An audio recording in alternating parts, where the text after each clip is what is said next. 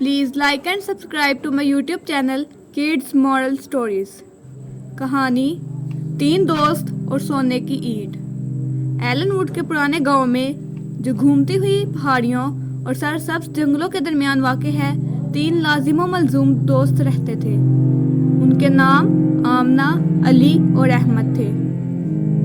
वो बचपन से दोस्त थे, हंसी, मुहिम जोई और ख्वाब बांटते थे।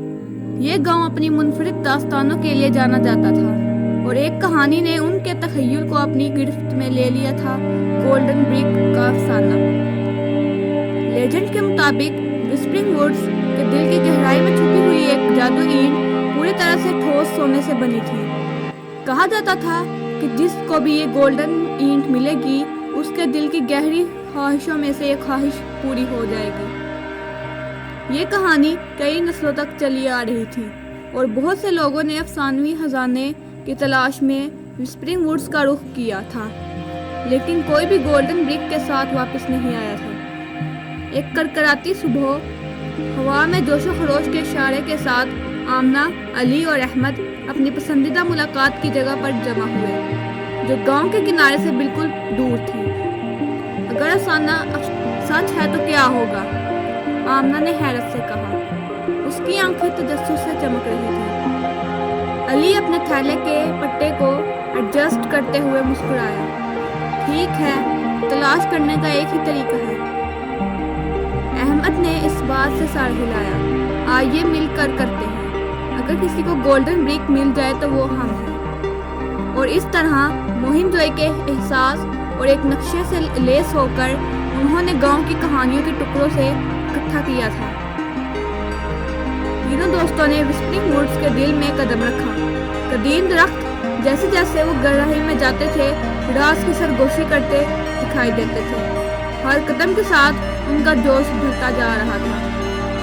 दिन हफ्तों में बदल गए और फिर भी उन्होंने अंतिम तलाश की, चैलेंजों का सामना किया और एक साथ रुकावटों पर काबू पाया। उन्होंने गरजती नदियों को अबूर किया, घनी झाड़ियों में से गुजरे और जंगल की महलूक के गानों में छुपी पहेलियों को समझा। उनका रिश्ता हर मुश्किल के साथ मजबूत होता गया, क्योंकि उन्होंने आजमाइशों में एक दूसरे का साथ दिया। एक शाम जब डूबते हुए सूरज ने दरख्तों पर एक गर्म चमक डाली तो वो ठोकर खाकर गिरे, जो उन्होंने पहले नहीं देखा था। उसके मरकज में एक शानदार दरख्त खड़ा था। उसके तने सुनहरी पत्तों से मुज़य्यन थे, जो पानी पर सूरज की रोशनी की तरह चमक रहे थे। उसकी बुनियाद पर एक ईंट रखी है। उसकी सतह एक दूसरी दुनियावी चमक से चमक रही है। आमना ने हाँफ ली। उसका दिल धड़क रहा था। ये हो सकता है?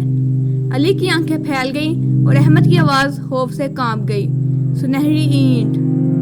वो तंजीम और जोश की आमेजिश के साथ दरख्त के करीब पहुंचे। जब वो ईंट को छूने के लिए आगे बढ़े तो उनके हाथ कांप रहे थे।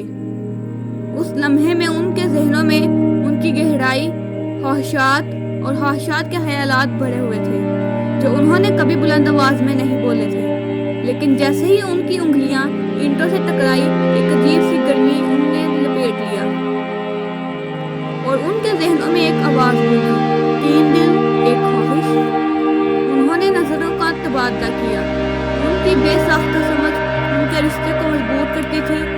एक के तौर पर उन्होंने अपनी आंखें बंद की और अपनी ख्वाहिश की, ज़ाती फ़ायदे के लिए नहीं बल्कि अपने गांव एल्डनवुड की खुशहाली और हम आहंगी के लिए।